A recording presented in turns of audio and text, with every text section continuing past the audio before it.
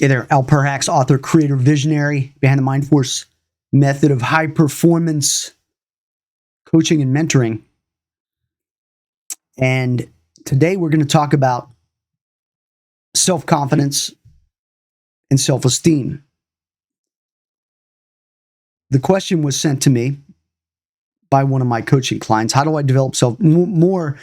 She said more self-confidence and more self-esteem. Okay? But let's dive deep into this. Oh, by the way, before we go into that, you can still get a copy of Immersion. You can get a copy of the real estate professional version. So we get two versions. I don't know if I'll go into any other versions because it's a similar concept, but you're going to enjoy these books, right? Everything that I've ever written is all about taking action and giving you the information you need quickly, so you don't have to take 500 pages to get there, or 10 weeks. Roll into it and get the job done. But there's probably a link here somewhere where you can get access to it. You can find it if you really want it bad enough. Let's just put it that way. So, how can I develop self-confidence and self-esteem? I probably should have put a question mark on that, the end of that bad boy, but I didn't. So anyway, how do you develop self-confidence and self-esteem? It really comes down to a decision. That you have to make a decision that you're going to increase your self-confidence and self-esteem. Now realize something. How do you bridge confidence? What I mean by that is, and this is what I've done with everyone that I've coached, is that you are confident about something.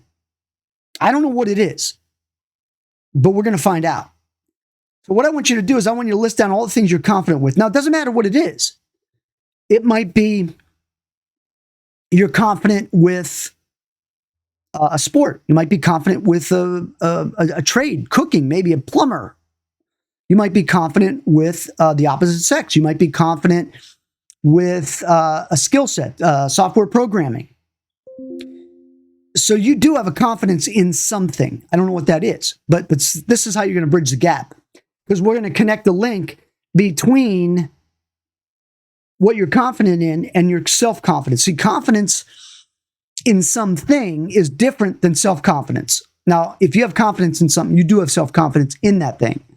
But overall self-confidence is really more self-esteem, where you believe that you are confident. Now, here's the thing, is that when it comes to self-confidence, a lot of times we compare ourselves to others. And that's an unfair comparison. You can be as self-confident and have enough self-esteem than anyone. And so don't compare yourself to anyone else.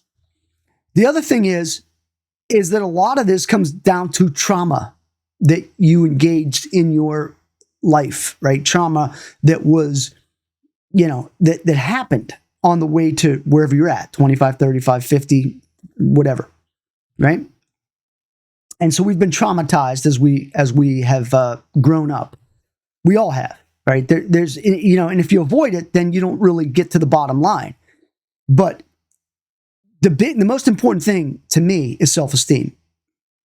You have to believe in the value of yourself, which starts with self-love. A couple videos ago, I talked about self-love. Well, self-love goes hand in hand with the self-esteem and self-confidence. But self-confidence is a little bit different than the self-love, in the sense that self-confidence is that you feel like you can pull something off, whatever that is. And so if you're not confident about something, make a decision to become confident with something. And then when you become confident with something, regardless of what it is, you gain self-esteem overall, because now you realize, okay, I became good at talking to people. I became good at sales. I became good at baking. I became good at this. And now I have a self-esteem that's based on the fact that I can do these things. I can do, be, have. I can do, and I can be, and now I can have. That's as simple as it is. But don't make it more difficult than it needs to be. However, that's what a lot of people do, is they make things difficult on themselves, when in reality it's just a switch. That if you'll just make the little tweak and you'll switch it out, you'll get the results. So that's how you become self-confidence and have more self-esteem.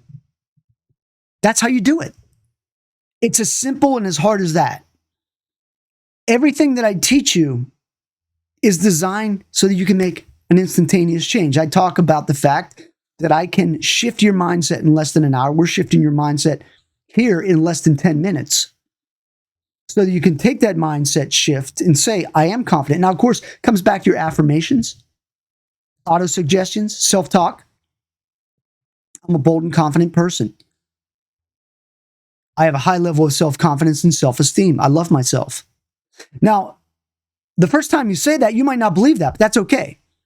Because the first time you heard somebody tell you something else, you didn't believe that either. But when you heard it enough, you believed it. So you keep telling yourself, I am bold and confident. I have self-confidence, self-esteem. I love myself. I have self-confidence, self-esteem, and I love myself. And you look in the mirror and you say it. I have self-confidence.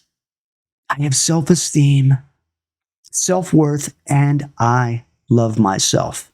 That's what you're required to do to get it done. And I know you can do it. Thanks for watching and have a fantastic day. So long.